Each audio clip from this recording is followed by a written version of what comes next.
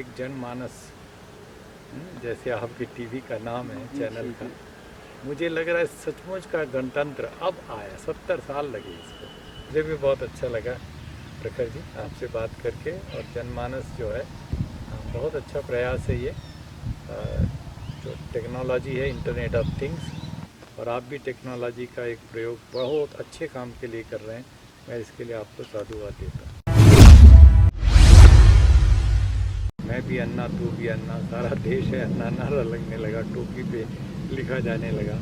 वो अच्छी बात नहीं थी। कैद हो गए थे अरविंद एक तरफ और मनीष सिसोदिया, तीसरे को किसी को मिलने नहीं, मैं खुद नहीं मिल सकता था उनसे। केजरीवाल जी ने मुझे बहुत नुकसान पहुंचाया, बहुत ज़्यादा। एक म्यान में दो तलवार नहीं रह सकती। उसी तरह से अरविंद केजरीवाल अपने नज़दीक अपनी समकक्ष का किसी को बर्दाश्त नहीं कर सकते। कई साल पहले से मनीष सिसोदिया और अरविंद केजरीवाल जी सब लोग वहीं बैठते थे, मैं उनको लेकर के जाता, तो कहीं न कहीं उनको लगा कि ये निवेश को काबू नहीं किया जा सकता है, ये अपनी सच बोल के रहेगा। मेरे एक वीडियो को उन्होंने इस तरीके से इस्तेमाल किया और फिर उसका एकदम मुझे, जैसे कहते हैं ना, राजनीतिक मेरी हत्या सी कर दी। जो उस समय की सरकार थी डॉक्टर मनमोहन सिंह की और कपिल सिब्बल आदि और सलमान खुर्शीद वगैरह, वो मेरे माध्यम से इनके साथ बात कर रहे हैं। तब कपिल सिब्बल ने मुझे फ़ोन करके कहा, मुझे आपसे मिलना है। बात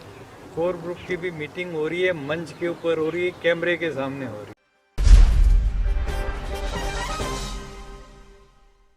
केजरीवाल जी ने मुझे बहुत नुकसान पहुंचाया, बहुत ज़्यादा।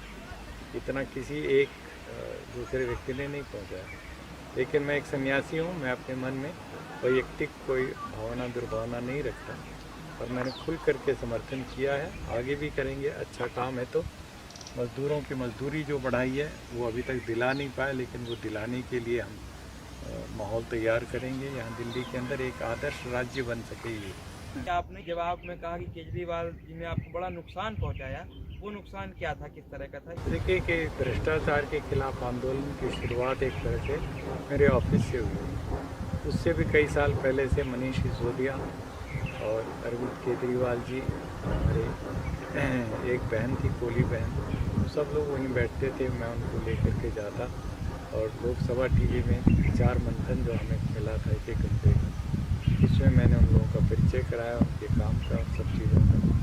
तो वहाँ से तो शुरुआत थी। लेकिन जब ये भ्रष्टाचार का आंदोलन चल रहा था, तो कहीं न कहीं उनको लगा कि ये निवेश को काबू नहीं किया जा सकता है, ये अपनी सच बोल के रहेगा, कहीं पर भी किसी बात के ऊपर। तो मैं तो सच बोलता हूँ, किसी के पक्ष में जाए न जाए।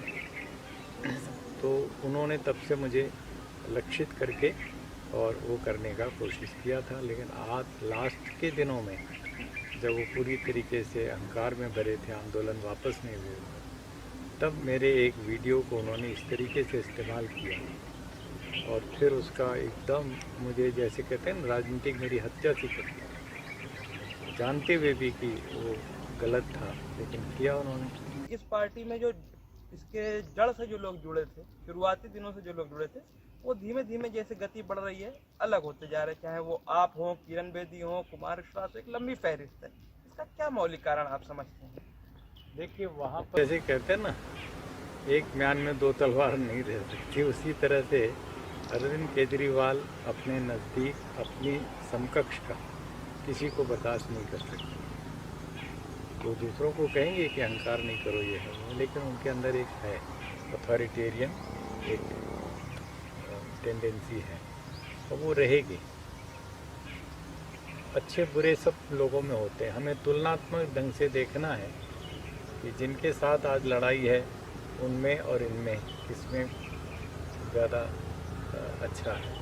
तो उस तरीके से हम फैसले कर रहे हैं। कोई एकदम से वो एब्सोल्यूट टर्म्स में नहीं कर रहे हैं कि इन्होंने सब अच्छे ही अच्छे किए हैं, अच्छे ही अच्छे करेंगे, ऐसा कुछ नहीं। जितना अच्छा करें उसमें हम साथ दें, जितना गलत करें उसकी हम आलोचना भी करें, लेकिन आलोचना इस ढंग से करें, एक मित्रवत आलोचना, ताकि उसको सुधार सकें। यही शायद एक स्वामी का धर्म भी होता है, कर्तव्य भी होता है। स्वामी जी, जब अन्ना आंदोलन शुरू हुआ था तब आप पर भी तमाम सवाल खड़े हुए थे कि कांग्रेस के नेताओं से और तमाम लेकिन उस दौरान क्या कंट्रोवर्सी रही थी, अगर कुछ जिक्र करना चाहें हमारे दर्शकों के लिए। नहीं, मेरे ऊपर ये आरोप लगाया गया कि जैसे मैं कोई गुप्त समाचार दे रहा हूँ। जी अव्वल तो उस आंदोलन में कोई चीज़ गोपनीय थी नहीं। जी कोर ग्रुप की भी मीटिंग हो रही है, मंच के ऊपर हो रही है, कैमरे के सामने हो रही है। अब बताइए इससे ज़्यादा क्या होगा। तो कोई चीज़ गोपनीय नहीं होना, पारदर्शिता हमारी एक बहुत बड़ी पहचान है। तो कोई कैसे किसी के लिए गुप्तचर का काम कर सकता है, मोल का काम कर सकता है। जी और मैं तो हर चीज़ को उनसे पूछ करके, जब कपिल सिब्बल ने मुझे फ़ोन करके कहा शुरुआती जो जंतर मंतर के आंदोलन में चौथे दिन रात को कोई 9 साढ़े 9 बजे फ़ोन आया कि स्वामी जी आपसे मिलना है बात। मैंने सबसे पहले अन्ना जी से पूछा, अरविंद से पूछा मैं जाऊँ कि नहीं जाऊँ। उन्होंने कहा जाओ ज़रूर, तो मैं गया। फिर दूसरे दिन किरण बेदी को लेके गया, फिर अरविंद जी को लेके गया, सबसे मैंने सामने सामने बात की। तो मैं कोई मेरा वो नहीं था, लेकिन ये ज़रूर था कि जो उस समय की सरकार थी डॉक्टर मनमोहन सिंह की और कपिल सिब्बल आदि और सलमान खुर्शीद वगैरह, वो मेरे माध्यम से इनके साथ बात कर रहे थे। जी समझे ना, इनके पास कोई ऐसा व्यक्ति नहीं था जो उनसे सीधे तालमेल बना सके। ये सब चीज़ें थी। मनीष सिसोदिया इसके माहिर हैं, लेकिन मैं इन चीज़ों को ना पूरा पृष्ठभूमि में डाल के आगे की तरफ देख रहा हूँ मैं। स्वामी जी आप ऑफ द रिकॉर्ड भी जिक्र कर रहे थे कि मनीष जी हैं या केजरीवाल जी हैं, आपको रिप्लाई नहीं करते हैं, आपका फ़ोन नहीं उठाते। अन्ना जी से आपकी बातचीत होती है क्या, कैसा संवाद है उनसे, यदि है तो वो क्या सोचते हैं आज के परिप्रेक्ष्य में? क्योंकि उनका कुछ भी रिकॉर्ड, अब कोई भी बातचीत उनकी सामने नहीं आ रही। ये उस समय भी मैं देखता था पूरी तरह से स्वेच्छा से कैद हो गए थे। अरविंद एक तरफ और मनीष सिसोदिया, तीसरे को किसी को मिलने नहीं, मैं खुद नहीं मिल सकता था उनसे स्वतंत्र रूप से अलग से बात कर 2 मिनट 5 मिनट के लिए। उसके बाद अब बातचीत हुई कभी फ़ोन पे? नहीं, कोई फ़ोन पे क्या, मैंने कई बार कोशिश भी की थी तो, लेकिन वो बात भी नहीं किए। और मुझे उनकी सारी बात है ना कोई बहुत अच्छा नहीं लगा कि वो अपनी एकदम ऐसी प्रसिद्धि उनकी हो गई जैसे वो आज के महात्मा गांधी हो गए थे। और मैं भी अन्ना, तू भी अन्ना, सारा देश है अन्ना नारा लगने लगा, टोपी पे लिखा जाने लगा। वो अच्छी बात नहीं थी। मुझे इस देश की राजनीति कह लीजिए या धर्म नीति में ये सबसे ज़्यादा कष्टदायक। आप आम जनता को, युवाओं की उस शक्ति को, उसको ऊपर उठाइए, न कि किसी व्यक्तिवादी चेहरे को, नहीं व्यक्तिवादी चेहरे को। हम हमेशा से गांधी के सत्य और अहिंसा को न उठा करके हम उसको गांधीवाद से जोड़ देंगे, कार्ल मार्क्स के समतामूलक समाज को हटा मार्क्सवाद से जोड़ देंगे, है जी। जेपी मूवमेंट कह देंगे। जेपी मूवमेंट क्या, तो युवाओं का मूवमेंट था। हर चीज़ को हम लोहियावाद से जोड़ देंगे। मतलब कहने का हमारे अंदर कमजोरी ये है भारतीय मानस की, और वो ये है कि वो व्यक्ति को उठा करके और देवता और भगवान की कोटि में बैठा दें, पेडेस्टल, फिर उसकी पूजा करने लगेंगे, उस पर फूल पत्थर चढ़ाने लग जाएंगे, हैं, उस पर अमल नहीं करेंगे उन विचारों के ऊपर। यहीं पर हम धोखा खा रहे हैं।